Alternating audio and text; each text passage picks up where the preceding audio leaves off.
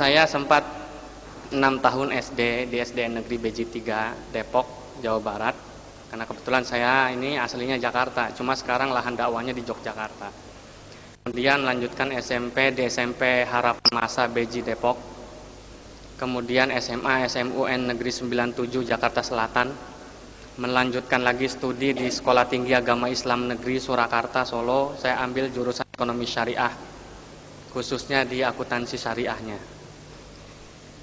Kemudian dulu waktu saya masih jadi Kristen, belum Islam, 10 tahun yang lalu saya sempat juga mendalami satu kewajiban dari bapak saya. Karena kalau setiap orang Kristen juga punya kewajiban dakwah gitu, namanya menginjil gitu. Jadi sudah dari kecil saya dituntun dan dididik oleh ayah saya untuk dapat menggantikan beliau gitu ceritanya awalnya. Maka saya sempat 2 tahun dari mulai kelas 4 SD awalnya itu ya, dididik di sekolah penginjilan namanya sekolah teokrasi di daerah di Jalan Nusantara Raya, Beji, Depok, Jawa Barat juga. Di situ saya digembleng dan dilatih untuk menjadi penginjil yang ya bisa dibilang memang dulu itu agama saya bagus mengkader umat-umatnya. Karena dari kelas 4 SD saya sekolah penginjilan tuh bayangkan. Jadi kelas 4 SD itu sudah bisa pidato di depan umum dan lain sebagainya. Nah berkat dari situlah alhamdulillah semenjak saya menjadi muslim bisa saya kembangkan sampai saat ini. Saya menerima hidayah dari Allah Subhanahu wa Ta'ala juga sama ceritanya. Jadi tidak disangka-sangka sebelumnya, karena saya juga dulu orang yang paling benci sama Islam, apalagi sama Nabi Muhammad gitu ya. Saya paling anti. Awalnya itu justru yang masuk Islam itu bapak saya dulu. Jadi si Pak Rudi Rudolf Otto Fotze ini dulu yang masuk Islam gitu.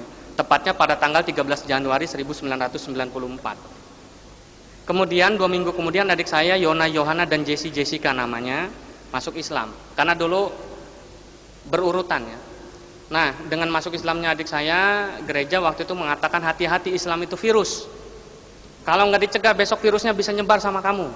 Alhamdulillah virusnya virus yang baik, betul-betul ketularan saya gitu ya.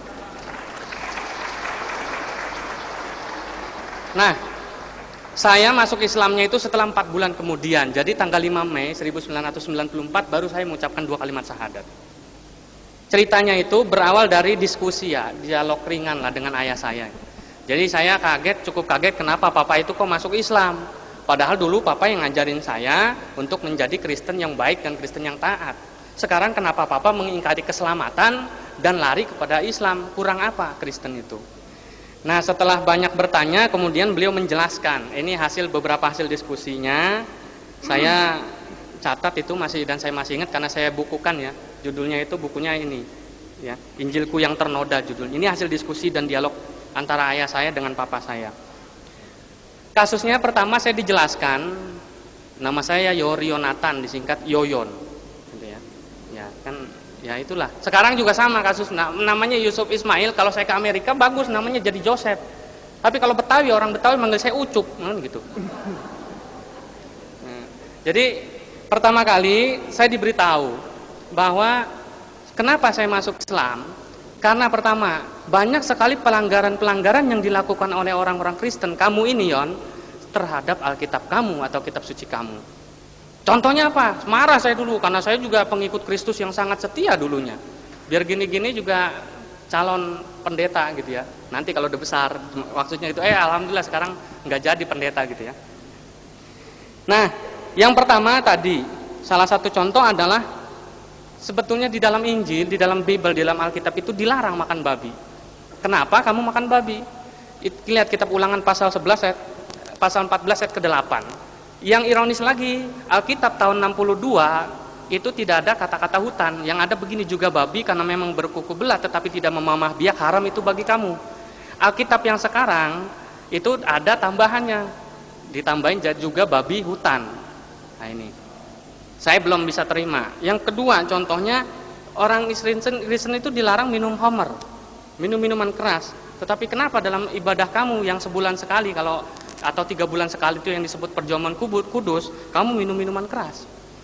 Kemudian orang Kristen harusnya disunat tadi seperti bagaimana yang dikatakan oleh Ustadz Moko Ginta. Dalam kitab Kejadian pasal 17 ayat 10 ada perjanjian antara Allah itu dengan Abraham. Kemudian lagi orang yang saya kaget, ayah saya menunjukkan kalimat syahadat dalam Injil. Saya bingung, mana ada kalimat syahadat dalam Injil. Kalau kamu nggak percaya, silakan buka kitab Yohanes pasal 17 ayat yang ketiga. Tadi udah disebutkan, inilah hidup yang kekal itu, yaitu mereka mengenal Engkau satu-satunya Allah yang benar, dan mengenal Yesus Kristus yang telah Engkau utus. Ini belum begitu heboh. Saya pikir ini masih biasa-biasa saja. Yang kedua yang membuat saya tercengang adalah ayah saya memberitahukan beberapa cerita porno, mohon maaf ya. Mohon maaf kepada bapak-bapak pendeta, ini pengalaman pribadi ya. Jadi ayah saya menceritakan beberapa kasus pornografi dalam Alkitab. Yang pertama, Nabi Daud itu berzina dengan istri panglima perangnya yang namanya Batsheba, istri dari Uria namanya. Nah, dalam kitab 2 Samuel pasal 11 itu diceritakan ayat 1 sampai dengan 27. Kemudian ada lagi yang paling aneh adalah 2 orang saudara perempuan pelacur dalam cerita yang terdapat dalam kitab Yeskiel pasal 23. Ohola dan Oholiba. Dikasih tahu lagi sama ayah saya bahwa beberapa ayat yang mustahil atau tidak masuk akal, yaitu ada cerita Musa memarahi Tuhan dan Tuhannya menyesal. Itu dalam kitab Keluaran pasal 32 ayat 7 sampai dengan 14. Kemudian manusia menang berkelahi melawan Tuhan. Ceritanya Nabi Yakub dalam Kejadian 32 pasal 22, Kejadian pasal 32 ayat 22 sampai dengan 32. Yang terakhir ini saya ditunjukkan satu ayat yang akhirnya membuat saya kalah ceritanya dan akhirnya ikut papa saya masuk Islam dalam kitab Matius pasal 7 ayat yang ke-21. Dikasih tahu begini, saya bacain ini. Bukan setiap orang yang berseru kepadaku Tuhan, Tuhan akan masuk ke dalam kerajaan sorga, melainkan dia yang melakukan kehendak Bapakku yang di sorga. Kemudian pada hari terakhir banyak orang akan berseru kepadaku Tuhan, Tuhan, bukankah kami bernubuat demi namamu dan mengusir setan demi namamu dan mengadakan banyak mujizat demi namamu juga. Kemudian pada waktu itulah aku akan berterus terang kepada mereka dan berkata, aku tidak pernah mengenal engkau. Ya, diusir, nyahlah daripadaku kamu sekalian pembuat kejahatan.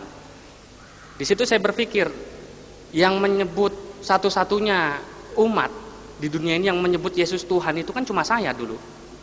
Maka akhirnya kalau nanti dikatakan di sini di hari akhir atau hari kiamat nanti saya diusir sama Tuhan saya, padahal saya sudah banyak waktu itu ikut kegiatan penginjilan yang dilakukan oleh pendeta-pendeta senior saya, berarti sama saja pahala saya sia-sia gitu.